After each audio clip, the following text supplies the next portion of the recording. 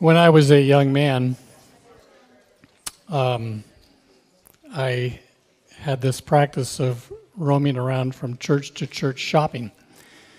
I wasn't shopping for a pastor or for a warm congregation. I had more of a particular product in mind.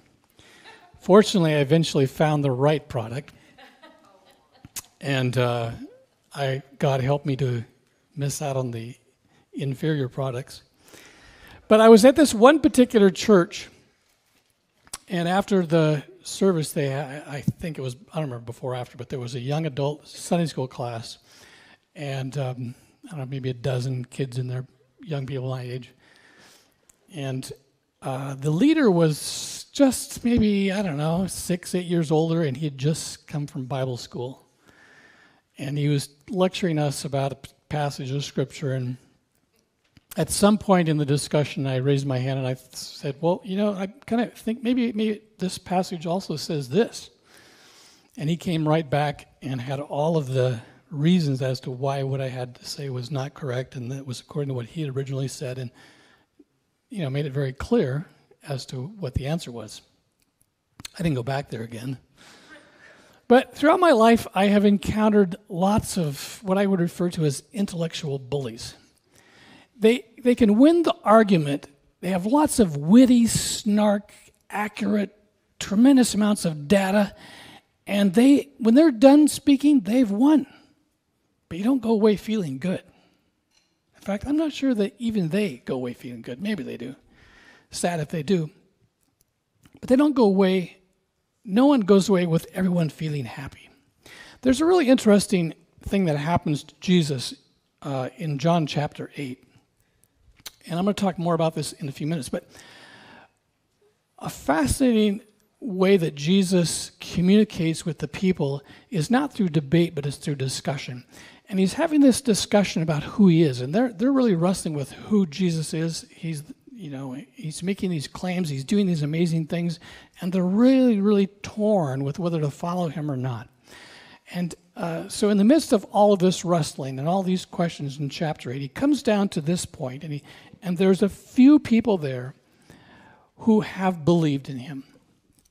And in John chapter 8:31, he says this, "To the Jews who had believed him, Jesus said, 'If you hold to my teaching, you are really my disciples.' If you hold to my teaching, you are really my disciples. Then you will know the truth, and the truth will set you free." I was having a discussion with Julie just last week, actually, and part of her doctoral program, she's teaching a class on the development of Christianity in America. She has, I think, 17 kids in her class. And she was talking about the first day that they met, first couple of days, and she was trying to do some things to create a sense of safety in the class, a sense where the students would not only get information, but they would have an ability to grow and to stretch themselves and to become something other than they are. She didn't want to just communicate facts and information. She wanted the classroom to be transformational. I was listening to a lecture this summer, and the lecturer was talking about an encounter he had with his son. His son had brought him this booklet. He said, "Dad, can you help me? I'm studying for a test." I think it may have been the SATs. I'm not sure what the test was. Some huge test. Whole book. The book was just filled with questions and answers. So he was running through all these questions, what is a covalent bond and this and that, and I don't even know all the questions. But anyway, page after page, and finally he just stopped and he said, what does all this information have to do with life? And the son said, "Dad, they don't teach us that sort of stuff. They don't teach us what it has to do with life. It's just information. It's just data." We live in what has been referred to as the information age, the data age. And there's tons of information out there. Cortana now lives on my laptop.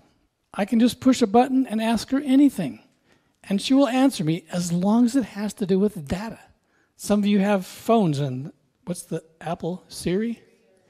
And you can ask Siri any kind of information as long as it has to do with data. If you ask her something personal, you'll get perhaps some sort of an amusing answer. But she won't give you any direction about how to live your life. It's just information. Our culture believes that truth has to do with data and information. And the data and information may not have anything to do with real life whatsoever.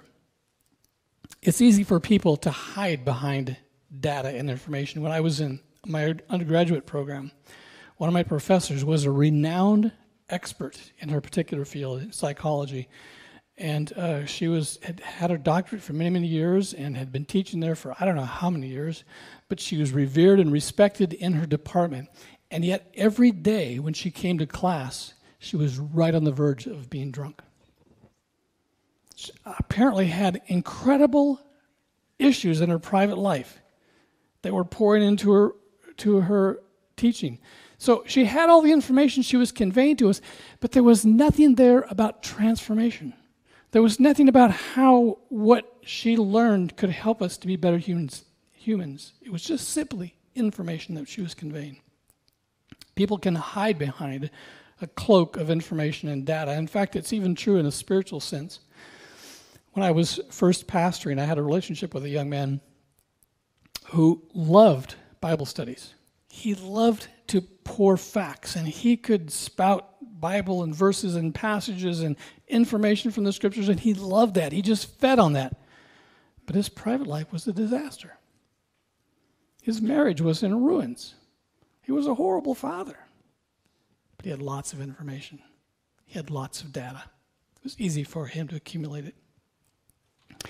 Going back to this passage, Jesus said, "If you know the truth will set you free." The word know there is the word gnosko in Greek. And the Hebrew equivalent is the exact same word that it uses when it says that Abraham knew his wife and she conceived and had a child. It's not just the ascertaining of data, it's an intimate knowledge. It's a relational type of knowledge. It isn't something that you just put into your mind, it's something which soaks into your very being, into your soul. It's something which causes you to be transformed, which causes you to be something different than you were before. If you know, you will know the truth, and then the truth will set you free. It's interesting to me that Jesus stopped debating when he was 12. When he was 12, there's an account of him debating with the scribes and scholars, and they were astounded at his knowledge. But if you look at his later life, there aren't debates, there are discussions. And for me, debates are very cold. They provide a lot of information, but there's no understanding of the person behind it. And so what Jesus would often do is he would turn the debates into some kind of a discussion. And he was a master at using questions. Awkward questions sometimes. In the third chapter of John, Nicodemus comes to him. And Nicodemus has all these questions. And he starts to ply Jesus with all these different questions. And Jesus completely changes the subject and said, if you want to have life, you got to be born again. And Nicodemus goes, what are you talking about? That's not an answer to my question. What are you talking about? Jesus says, you got born once, you need to get born again. And Nicodemus is just pulling his hair out because he wants there to be information. He wants simply for there to be a simple answer. And Jesus turns it into a discussion. There has to be life transformation. We are about to enter into one of the most horrific processes of democracy, and that is the election of a new president. And what has astounded me to this point is that there is lots of data and lots of information that is being thrown out there. But you know what? We don't need to have someone that is intelligent. We need to have someone that has integrity. I read a really interesting article this past summer during my vacation about IQ and the effectiveness of our presidents. And they took the top 10 presidents IQ-wise, and then they went through and they looked at their presidencies. And there's absolutely no correlation between IQ and success as a president. In fact, it's interesting to me that Clinton was in the top 10 in intelligence. And yet, what do you think of when you think of Clinton? You think of his morals. You don't think of his intellect. You think of his actions as a person. You see, there is a limit to IQ. There is a ceiling to IQ. There's only so much information your brain will store, but you know what? There is no ceiling on love. There is no ceiling on compassion. There's no ceiling on hope. There's no ceiling on peace. There's no ceiling on the fruits of the Spirit. The simplest, the most unintelligent person can be a master when it comes to those places. And as I look forward to electing the leader of our company, I am way more interested in their character than their intellect. I'm more interested in how they feel about the poor, about the compassion for the world, about how embracing the problems of the world and welcoming them into our arms of perhaps of rescue than I am about whether he can make me more money. And the same thing is true of every area of my life, that the information should be secondary to the impact it has upon my life, upon my morals, upon my character. A couple of weeks ago, Joel was over, and we were heading to the basement. We had a project in mind, and both of us were heading for the basement. We were excited. And he reached for the doorknob, and Candace said, "Joel, it's almost time for Bowie's bath." And he stopped there, and I could see the wheels churning. In their division of labor, it was his job that evening to give Bowie a bath.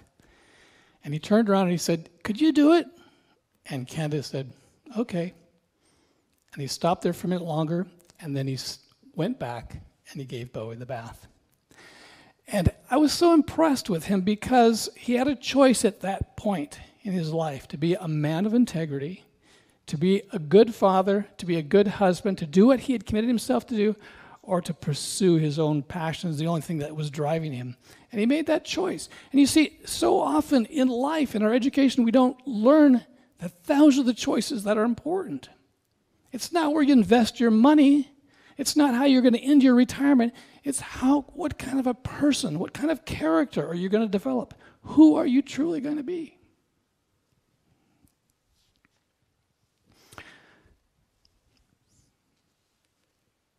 Years ago, I went through a process called ordination. And in the process of ordination, they had us read bunches of books. And we had to do book reports and send in these book reports about these different books. And I remember one book in particular, it was about that thick.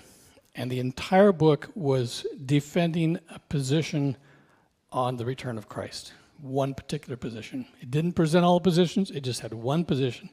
It presented it that much. And Bill Doomer, some of you know Bill Doomer, he and I were going through the process at somewhat the same time. I think he was a little bit ahead of me. And the end of his book report for that book, I specifically remember he said, "Whether you take it by the slice or by the pound, it's still all baloney." I didn't have the guts to write that in my book report, but it amused me, and it was my effect. But at the end of that 2 years, they sat down with me, and during that whole 2 years' time, I don't think anyone ever met with me.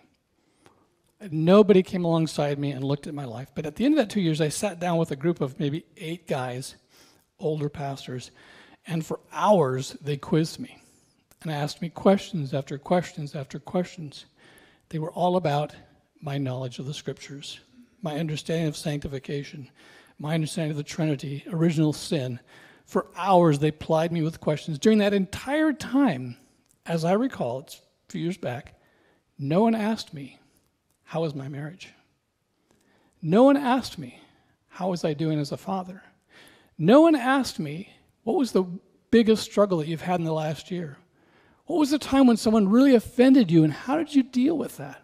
Have you ever been tempted to sacrifice your integrity? None of those questions about who I truly was.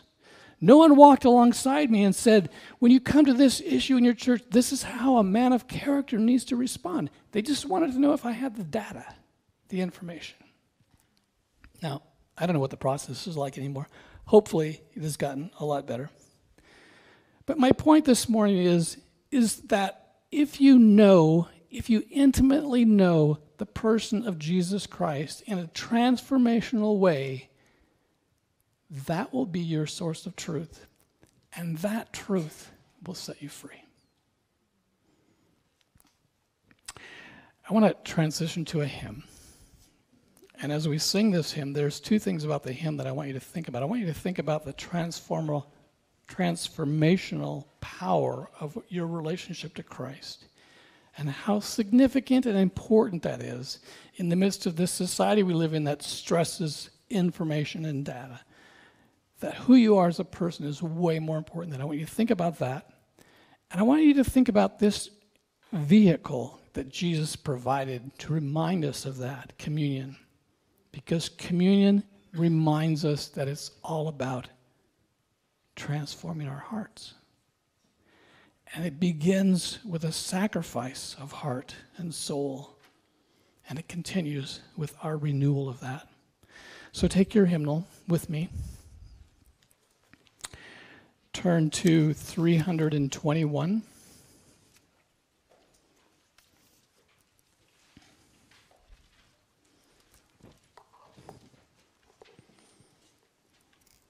And let's sing verses 1, 3, and 5. And let's stand as we sing it.